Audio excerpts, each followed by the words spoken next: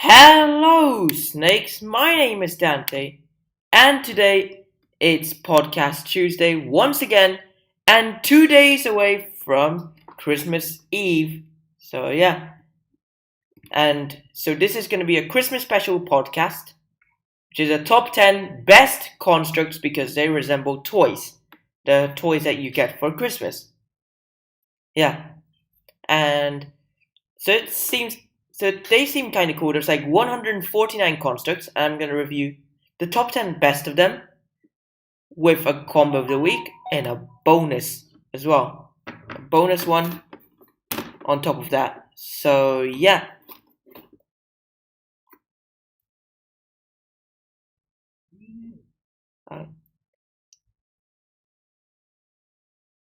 There we go. So now let's just start off with the combo of the week.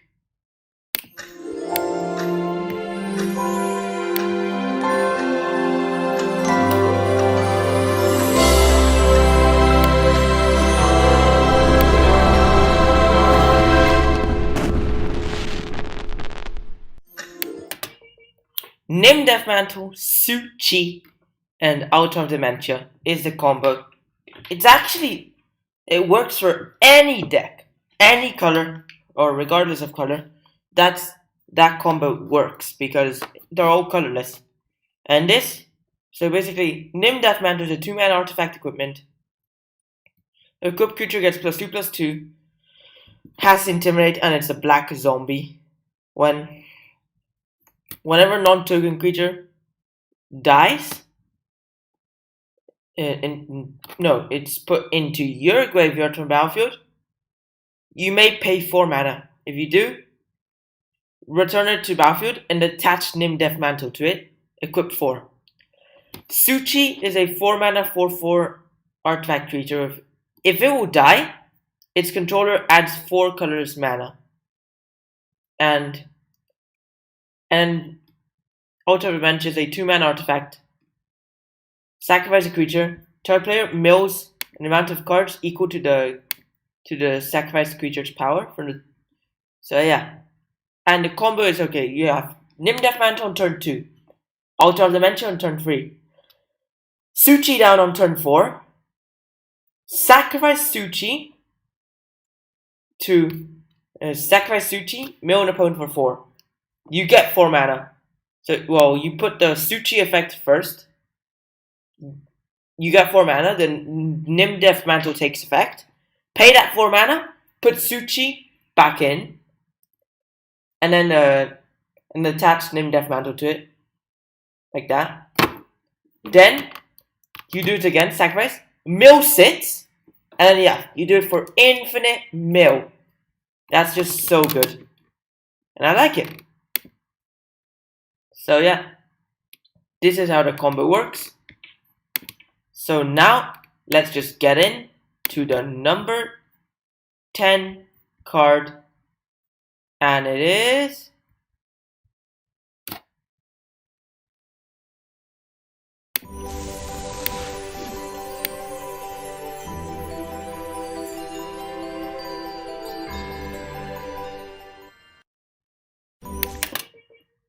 Kafodion. That's the number 10. 3 mana, 3/3, artifact creature, construct. When it dies, add 3 colors mana to your mana pool. Yep, it's a construct. So yeah, that's why I put it in there. Just like Suchi. Suchi shares the same spot as Kafodion, but the thing is I mentioned it for the combo, so yeah. That is just different. So I'm not gonna I'm not that kind of person who does a double, one in the combo and one in the podcast itself. And yeah, so Kafodion is a 3 mana 3/3. When it dies, add 3 colorless mana to your mana pool.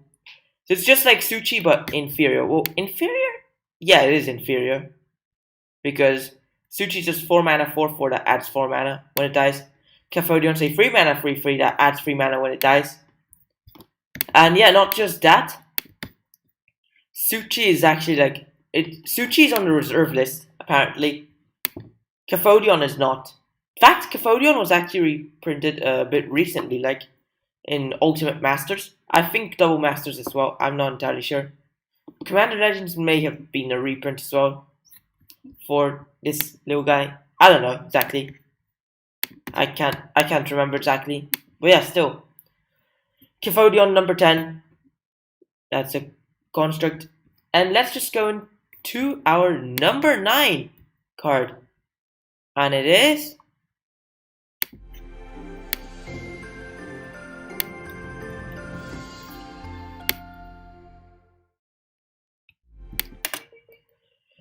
Arcbound Worker. 1 mana artifact creature construct 0/0 with modular 1.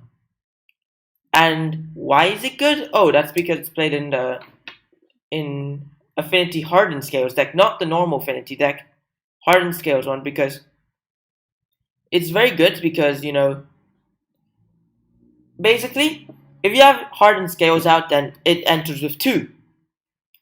And then, so basically with the Hardened Scales, it enters stronger. Then when it dies, it actually it sends those counters onto another artifact creature, which is probably the Arcbound Ravager. That's probably gonna eat the Arcbound Worker.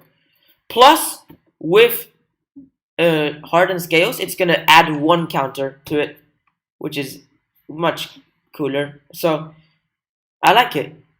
I like the Arcbound Worker. Very nice card. Yeah. So this is a number 9, and this is basically played in one of the greatest modern decks, actually. I mean, I remember it being very good, the Affinity deck, the Hardened Scales deck. I mean, I didn't face much Hardened Scales. I remember I played against pro player Yellow Hat Gabriel Nassif once at in the Grand Prix, Amsterdam, I think it was. Yeah, I remember. Yeah, now I remember. Yeah, Grand Prix in Amsterdam was like I played against him and I actually lost 2-1.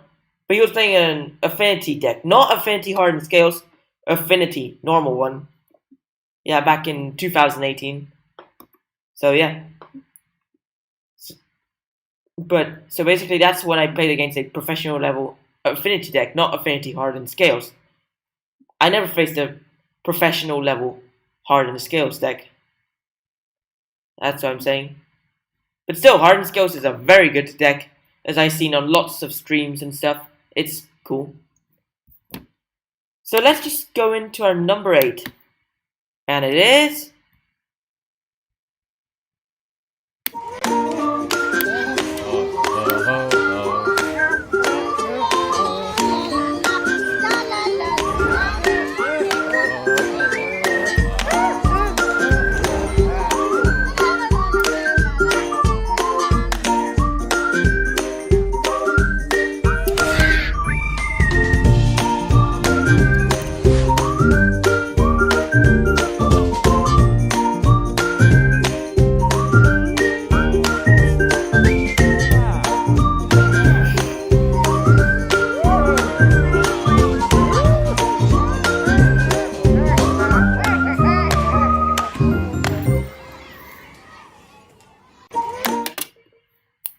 and it's a Bowman Career.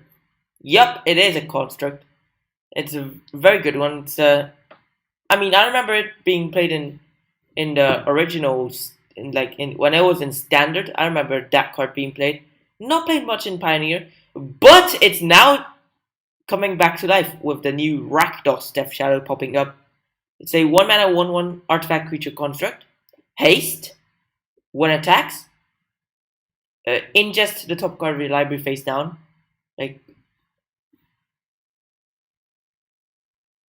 Basically ingest 1 card face down. You can't look at it. In fact, no one can look at it.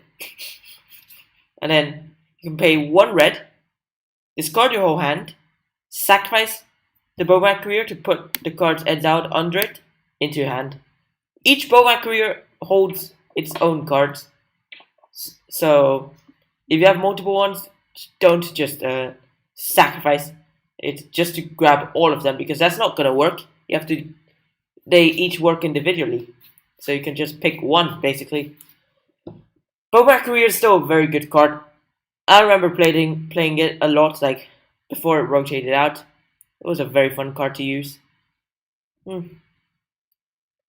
mean, it did rotate like back in 2018, I think it was. Yeah, gotta be 2018. Yeah, 2018 was when CODZ and Amonkhet rotated out. Then 2019 was when Ixalan, Dominaria, and M19 rotated out, and 2020 was when Ravnica and M20 rotated out. There we go. And yeah, it was a very fun deck. I remember playing a lot of mono red in standard. Oh, hi Salahdin, how are you? But it's seeing a return in the new Rakdos Death Shower. What's with all the new Death Shower decks popping up? There's the OG Gritz's Death Shower and the Traverse Death Shower, which is just Gritz's but with green for Traverse and Tarmogoyf. But then they made up a Mardu Death Shadow, which uses stuff like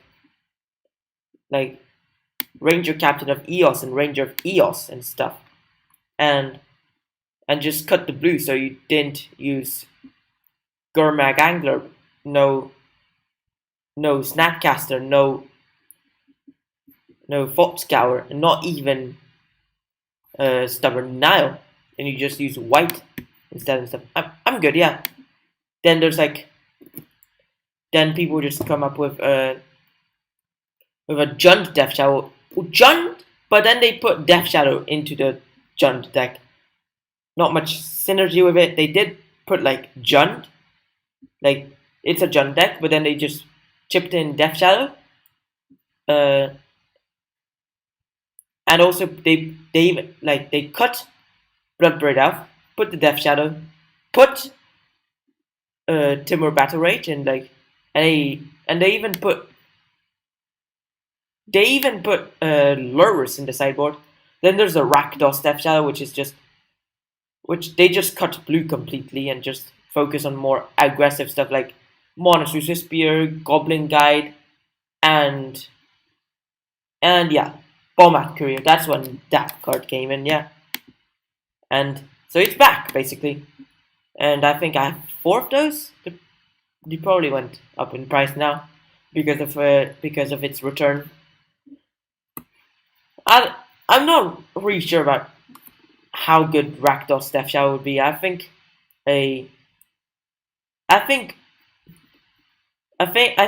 Gritz's is definitely better than Rakdos. Still, let's just go into our number 7 card, and it is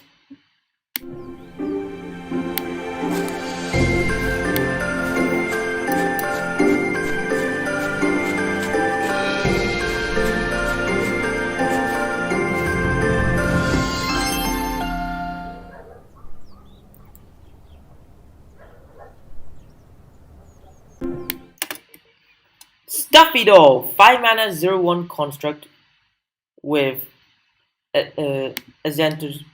It's indestructible. As enters battlefield, choose a player. When it's dealt damage, inflict that much damage to the chosen player, and you could tap it to inflict 1 damage to itself. So yeah, and it's a very good card. And it's even better if you put lifelink onto it because Stuffy Doll is the one that deals damage. So then basically Stuffy Doll receives damage, sends it to the chosen player, and then you gain that much life. Then you can also do stuff like inflicts damage to itself. There, you gain 2 life. That's a very good card. I mean, Creepy Doll is a similar one, but it's not too good. Creepy Doll is just like a 5 mana 1/1 indestructible, and has the 50% chance Death Touch, basically, which literally is just Death Touch, but only works 50% of times because you have to flip a coin, and if you win the flip, kill the creature. So Stuffy Doll is the number 7 in this podcast, and it's a very good card. Creepy Doll was not good enough. So Stuffy Doll, number 7, very good card. I like it. Let's just go in to the number 6. And it is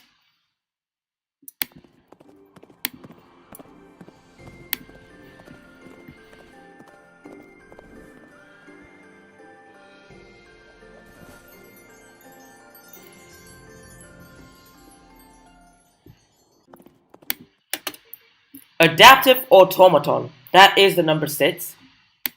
It is a 3 mana 2/2 artifact creature construct. It enters battlefield. Choose a creature type. Chosen type in addition. It becomes the chosen type in addition to its other types.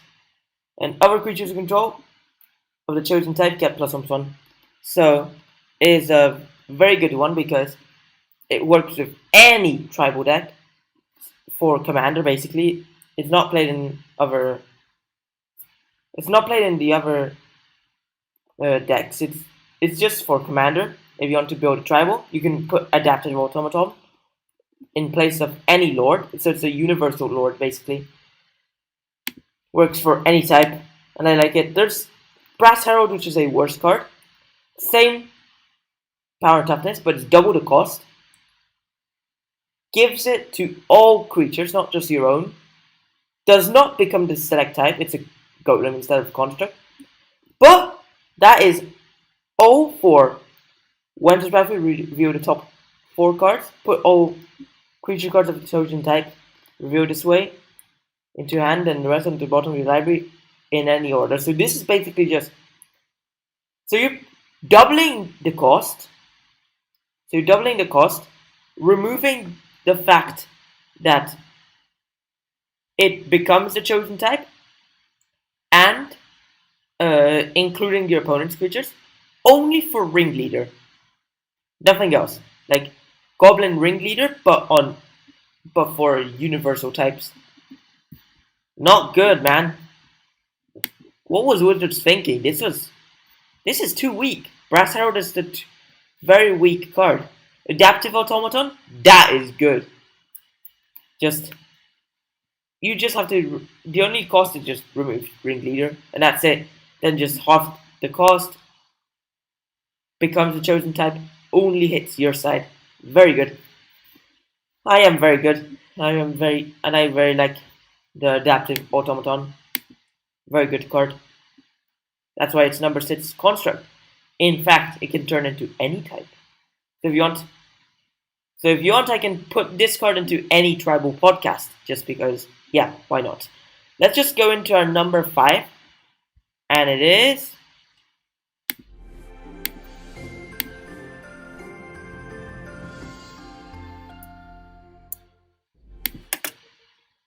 the whole Gearhulk cycle is tied for number 5 spot.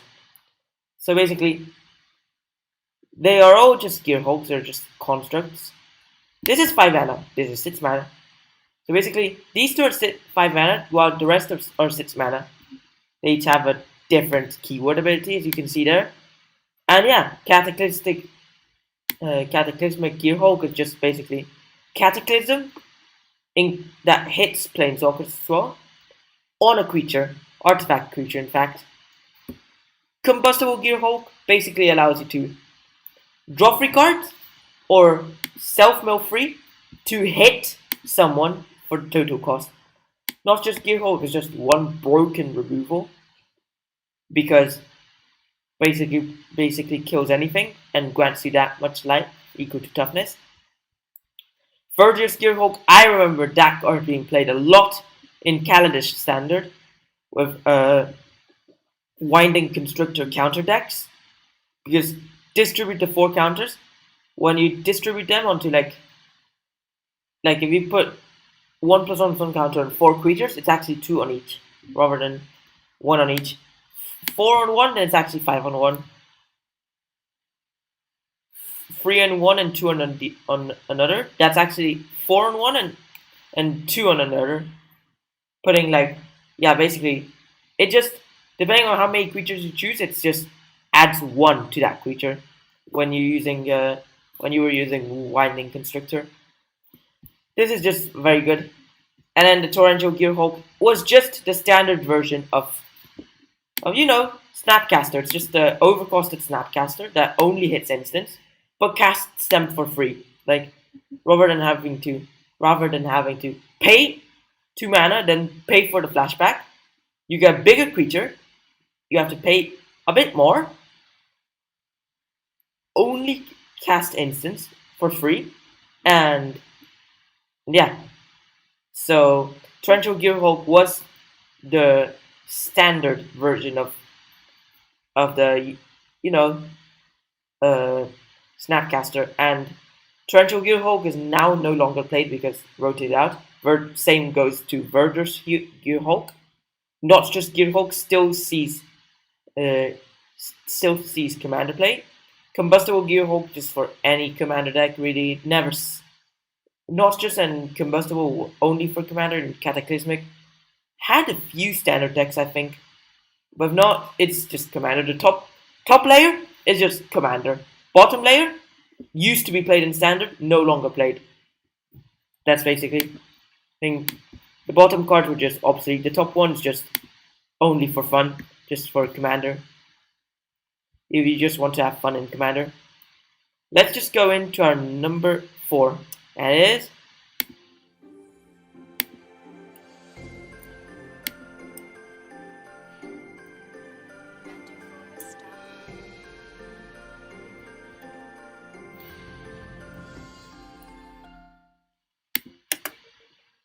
Crystalline Crawler. 4 mana, 1/1 construct with Converge. So basically, +1 counter on it for each color of mana spent to cast it. And remove a +1 counter on it to add 1 mana of any color. So, wait a minute. Why did they put Converge on it when it could have had Sunburst instead of Converge? So Converge was just basically a new version of Sunburst. I don't know. But I think Converge Converge was for anything, but when you choose counters, then why don't you just put Sunburst instead of Converge? You could remove a +1 counter on it to add 1 mana of any color, or tap to put a +1 counter on it. It was a very cool card because it could be 4 mana 5/5 if you spent 4 colors onto it. Plus it added colors. If it runs out of counters, it doesn't die, which is very cool. And you can tap to grow it, so you can just bank more mana. Tap for more mana, very good. It seems like a very good card, the Crystalline Crawler. So yeah. This is the number 4 card of the podcast. I saw lots of commander decks play it. Any 4-color commander deck could run this. 4-color or 5-color, you need to run this card if you have it. I don't have it, that's the thing. But it's a very good card nonetheless. So this is number 4. And it's time for the number 3. And it is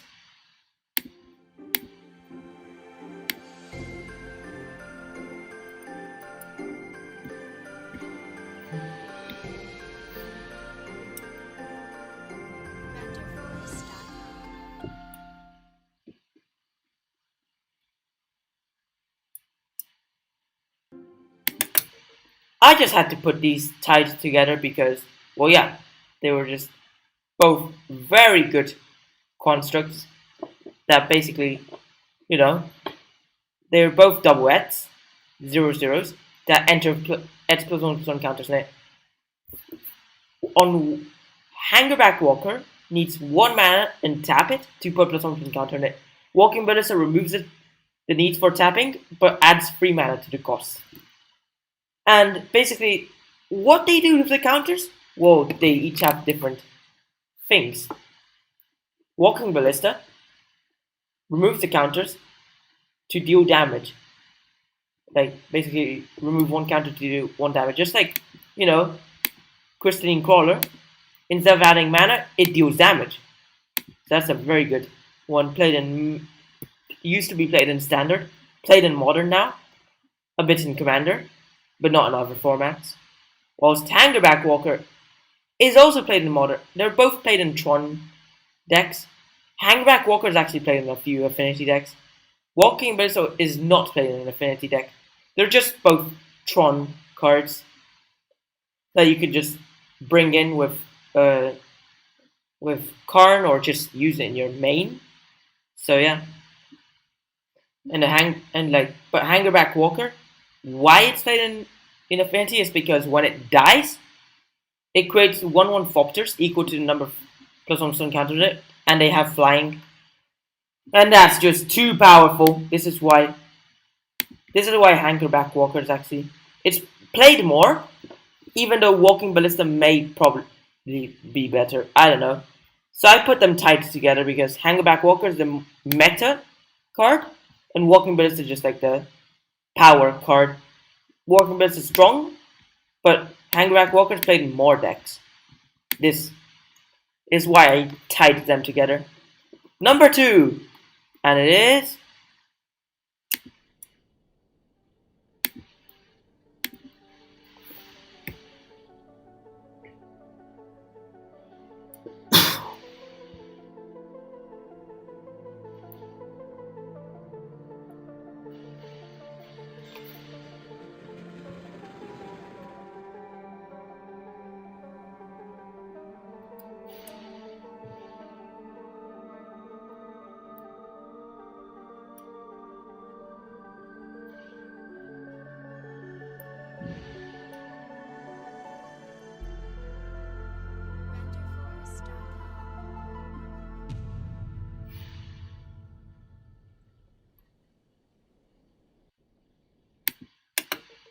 Memnite and Firaxin Walker. They're just tied together because, well, Ornithopter is just a Fopter, not a construct.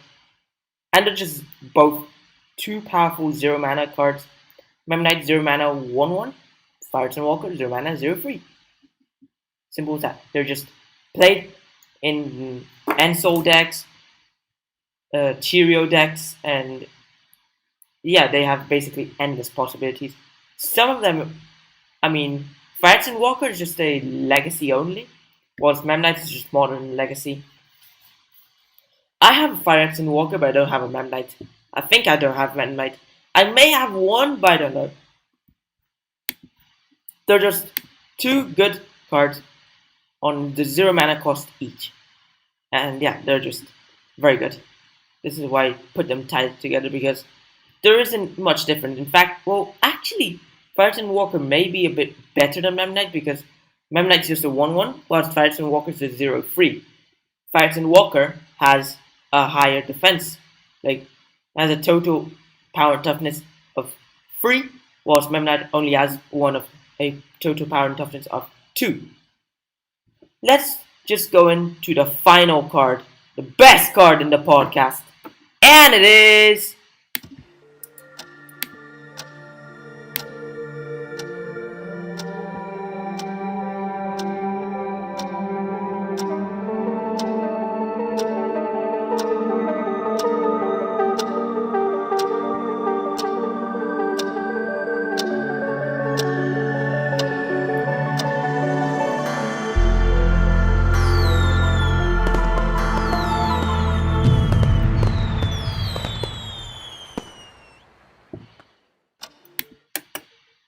Metalworker, the number 1 card of the podcast. 3 mana 1/2 artifact creature construct. Reserve list card, by the way, I think it's reserve list. Tap, reveal any number of artifacts in your hand. Add 2 colored mana for each card revealed this way into your mana pool.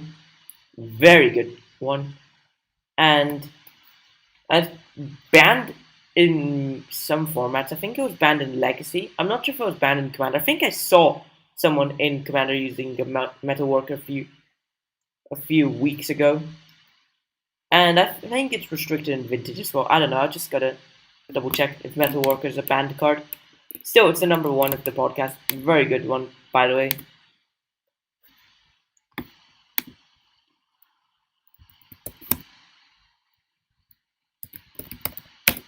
I think it may be in the I think it's in the reserve list alongside Suchi.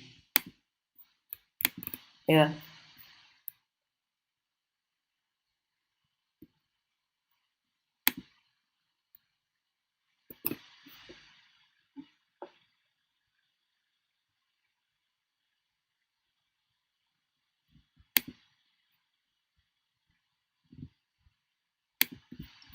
And let's see, format legalities, format legalities. Oh wait, what? Legal and legacy, legal and vintage, legal and commander. No bans and no restriction to this card? Wow. So I mean, it's a very expensive card nonetheless. I think it's not banned because it's reserve list or stuff. I don't know. This is probably reserve list. Oh yeah, it is part of the reserve list. $100 on Björn's Destiny, and the World Champions deck on back in 2000 was $17 and a half. So yeah, this is just expensive. And the thing is that the World Championship version is gold border, so you can't play it unless if your commander pod allows it. I mean gold borders are just like silver borders, except they're not funny. Like the silver border ones are the funny ones. Yeah. I mean silver borders were not illegal. You couldn't play them. Except in Christmas of 2017, 3 years ago, they legalized them for 1 month in Commander. And yeah. And that was the only time where you could play silver bordered cards in a format other than sealed or silver bordered fun. But then and yeah, and there's and yeah, it's so let's just go into the bonus section, which is it is the bonus section is just the Christmas promo and two playtest constructs.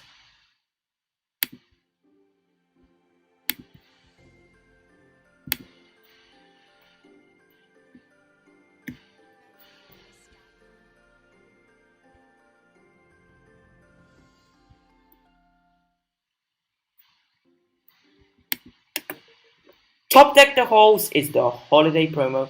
Yeah, it's meant to be a reference.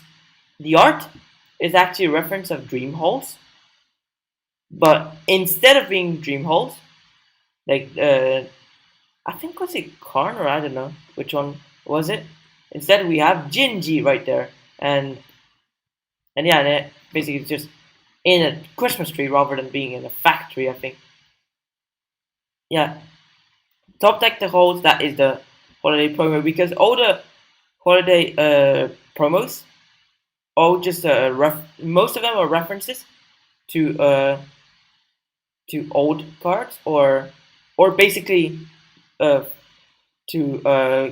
common phrases or stuff like Top Deck of the Halls is just because of MTG slang, the top deck, where you just have to try and get whatever's on the top of the deck, plus like when you have no cards in hand, and then it's a reference to Dream Halls. What does is your decorated cards, as in premiums, promos, foils, and alternate frames or art, have a miracle of snow. So I hope those foil out players are having fun and want to play with some fun cards like Silver Border holiday promos. Well, they are only given out to shop owners and shops themselves, so normal players won't have access to that card. But then there's stuff like gifts given, which is a reference to gifts ungiven. The season's beatings, which is just reference to the common phrase of season's greetings. Goblin sleigh ride is just like reference to the phrase sleigh ride, yeah. And then there's there's stocking tiger, which is just reference to stockings. But there is no direct reference of it to a card called Stalking Tiger. I think Stalking Tiger was before Stalking Tiger. I don't know. And then there's and then there's like other cards. Oh yes, Fopter Pi Network was reference to Fopter Spy Network. And yeah, some disassembly required, just like the reference to the phrase some assembly required. And Bog Humbugs The flavor text is really just a sheet music of jingle bells. Yeah. Well, the playtest construct, we have weaponized scrap. It has it's an upgrade of some artifact behind there. So, which is just playtesting the upgrade mechanic. 4 mana sit upgrade construct, which has to be entering the battlefield, covering another artifact. And if you can't, you have to exile it. Ignore the artifact it's covering. Anywhere this card goes, cards underneath it also go. It has haste. But what did it upgrade? Chronobot! That's the upgraded card. Let's just de-upgrade it. And we have to reveal the card that was under it. Chronobot was just testing the maybe the card itself or just the ability to exchange phases. You can switch upkeep steps with target opponent as long as it remains on the battlefield. You know, you take your upkeep on their turn and they take their upkeep on your turn, basically.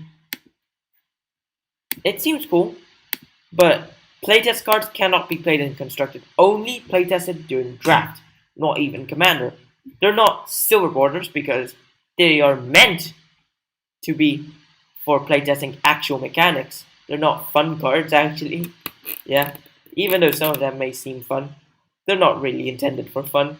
Well, they sometimes try and make humor and stuff like that. Still, that's only placeholder names. Who knows what happens to them after like enchantment types became one with the stars, and then keyword counters was originated from the flying counter mechanic. Well, yeah, holiday promo, top deck the calls. This is the 2020 holiday promo. Yeah. And yeah, congratulations. You've reached the end of the podcast.